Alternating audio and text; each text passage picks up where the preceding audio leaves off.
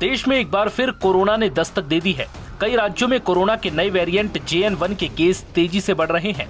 Delhi, NCR, Maharashtra, Kerala, Tamil Nadu और कर्नाटक जैसे राज्यों में इस महीने नए मामले दर्ज किए गए, जिसके चलते इन सभी जगहों के अस्पतालों को अलर्ट पर रखा गया है। इस बीच अब यूपी के नोएडा और गाजियाबाद जैसे दिल्ली, NCR के शहरों में भी कोरोना के नए मामले दर्ज किए गए। शनिवार को नोएडा के सेक्टर 110 में 55 साल की एक महिला कोरोना पॉजिटिव पाई गई। वहीं गाजियाबाद में भी अब तक 4 मामले सामने आ चुके हैं।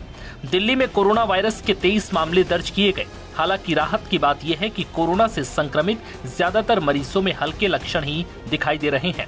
साथ ही अभी तक संक्रमित किसी भी मरीज की मौत की खबर नहीं है। दक्षिण एशिया में कोविड मामलों में उछाल संभवतः JN1 वेरिएंट के प्रसार के कारण हो रहा है। एक्सपर्ट्स की माने तो ये वायरस काफी सक्रिय है, लेकिन इसे अभी तक WHO द्वारा चिंताजनक वेरिएंट के रूप में नहीं बताया गया है। कोरोना के JN1 वेरिएंट से संक्रमित मरीजों में लक्षण आमतौर पर हल्के होते हैं और संक्रमित व्यक्ति 4 दिन के भीतर ठीक हो जाता है। कुछ सामान्य लक्षणों में बुखार, नाक बहना, गले में खराश, सिर दर्द, थकावट शामिल है। दिल्ली में सरकार ने अस्पतालों में bed, oxygen cylinder, testing kit और वैक्सीन की उपलब्धता बनाए रखने का निर्देश दिया है।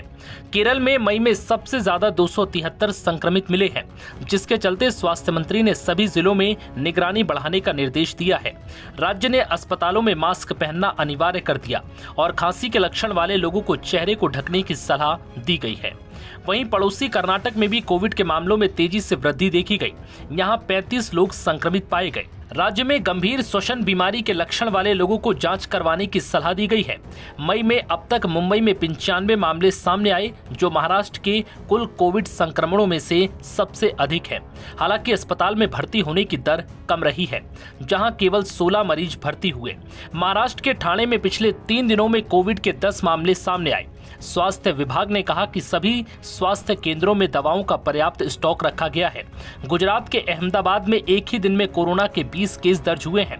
अहमदाबाद नगर निगम के मुताबिक शहर में मई महीने के दौरान कोरोना के 39 केस अब तक दर्ज किए जा चुके हैं, जिनमें से 8 मरीज स्वस्थ हो चुके हैं, लेकिन 31 मरीज अब भी कोरोना पॉजिटिव हैं। वहीं अहमदाबाद में कोरोना के सबसे अधिक 10 केस उत्तर पश्चिम जोन में दर्ज किए गए। नव भारत टाइम्स की रिपोर्ट।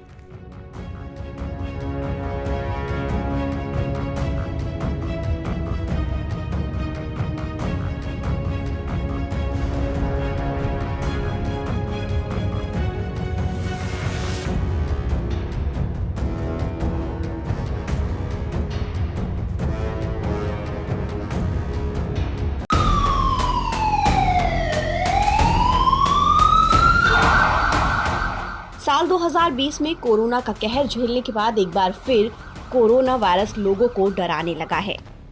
कोरोना वायरस का नया वेरिएंट JN1 अब धीरे धीरे देश के कई हिस्सों में तेजी से पैर पसार रहा है।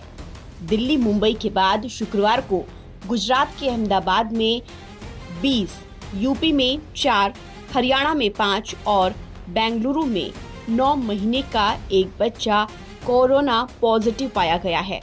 इस तरह देश में अब तक कोरोना के 312 एक्टिव केस दर्ज किए गए हैं। वहीं कोरोना से 2 लोगों की जान जाने की खबर मिली है। कोरोना के बढ़ते मामलों के बीच सरकार की चिंताएं बढ़ गई हैं। सरकार ने नागरिकों को सतर्क रहने की सलाह दी है।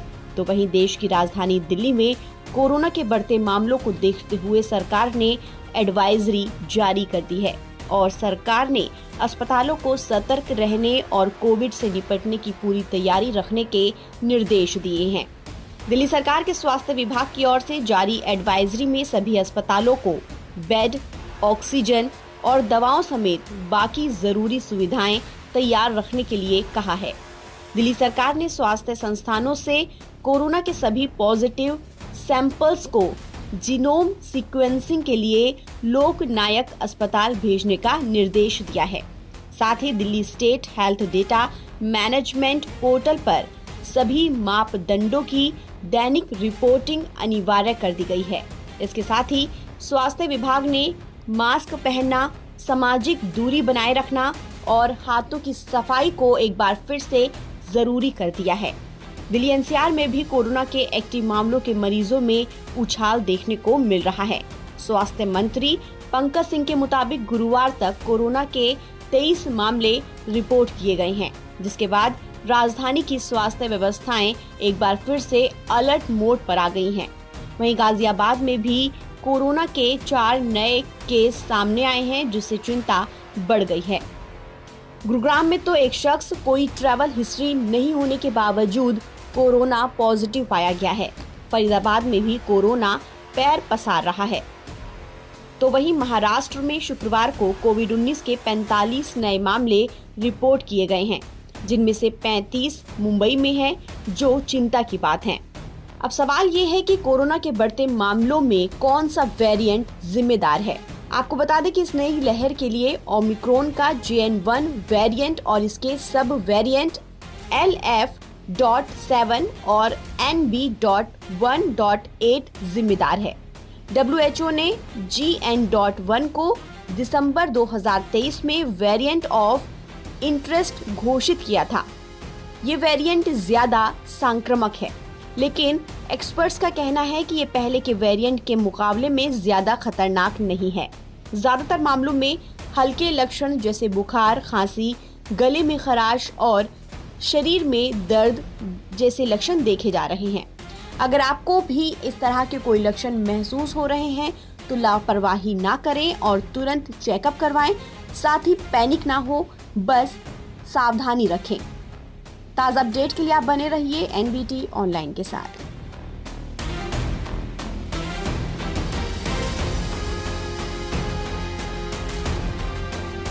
सारी तैयारी, जैसे मैंने पहले भी कहा, तैयारी पूरी चालू है। हमारे कुछ केस आए हैं और मैं बस ये चाहूंगी लोगों के बीच में ये डर ना डाल दें कि बहुत ज़्यादा फैला हुआ है, ऐसा नहीं है। आप मगर हाँ, आप अपने सिक्योरिटी के लिए, अपनी खुद के लिए आप ज़रूर अपने हाथ सैनिटाइजर लगाएं, जैसे हम पहले लगाते थे। मास्क लगाएं जब ज़्यादा भीड़ में जाते हैं। और मैं लोगों से यही कहूंगी कि अभी डरने की कोई बात नहीं है। और साथ साथ सरकार ने सभी प्रतिबंध कर दिया, सब कुछ है। हमारे पास ऑक्सीजन है, हमारे पास दवाइयां हैं, सब कुछ है और बहुत ही माइल्ड केसेस हो रहे हैं। What is the status and is the situation? See, there is nothing to be alarmed about. No alarming situation is there. It's a very normal situation.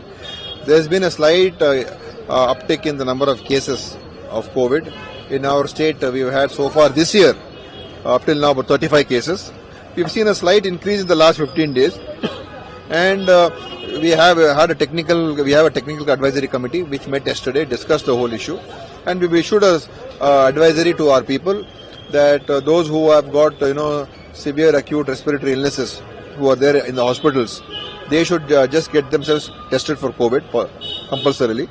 And those who are using immunosuppressant drugs for various illnesses they'll have low immunity.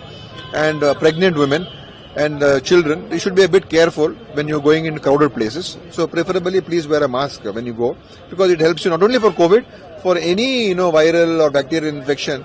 It can prevent. Not compulsory for the mask. No compulsory for masks. No ban on travel. No restriction on travel.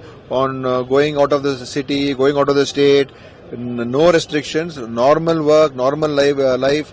Everything is normal. Nothing to fear. Nothing to be worried about.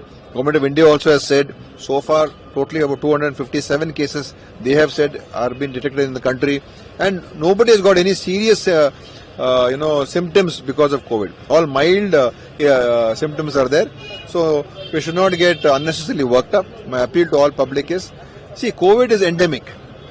The virus, coronavirus, has become part of our system like any other virus. So at any given point of time, somebody will have this COVID.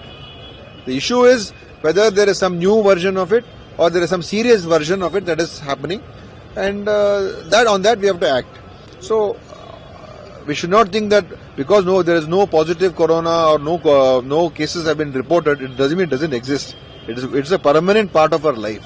So don't panic, don't get worried, lead normal lives. Any special